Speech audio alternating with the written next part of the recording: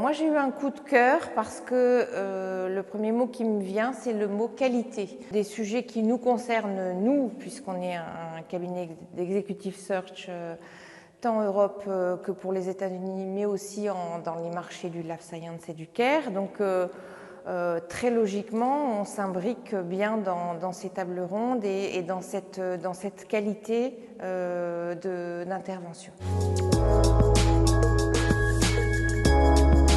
Alors, je dirais qu'il y a deux sujets qui m'ont interpellée parce que ça nous concerne directement et ça concerne toutes les industries de santé. Un, l'Europe. Deux, le nouveau contrat social. L'Europe, il y a beaucoup de choses qui ont été dites vraiment très intéressantes et c'est vrai que nous, ça nous concerne puisqu'on travaille finalement plus de 70% de notre activité est consacrée sur l'Europe et les États-Unis.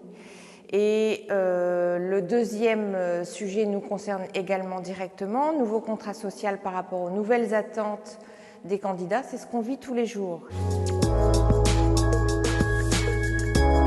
Si on reprend le sujet de l'Europe, on sent qu'il y a une vraie volonté de la Commission européenne.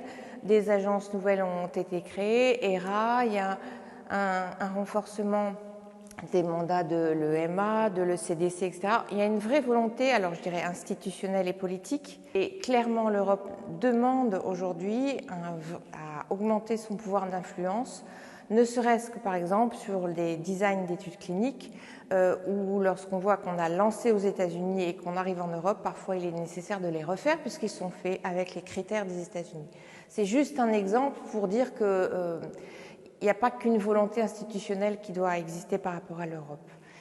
Et sur le deuxième sujet qui concerne en fait la véritable question posée et par les entreprises et par les candidats, c'est la relation au travail.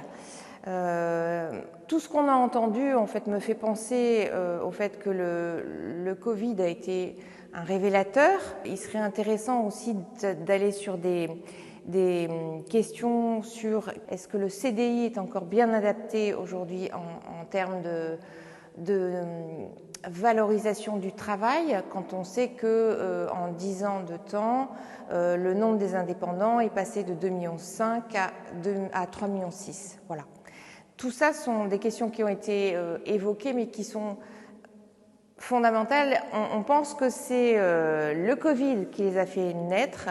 Je dirais simplement que ça a été révélateur, mais qu'elles ont vraiment germé avant. Et puis, on dit toujours que ce sont les jeunes générations.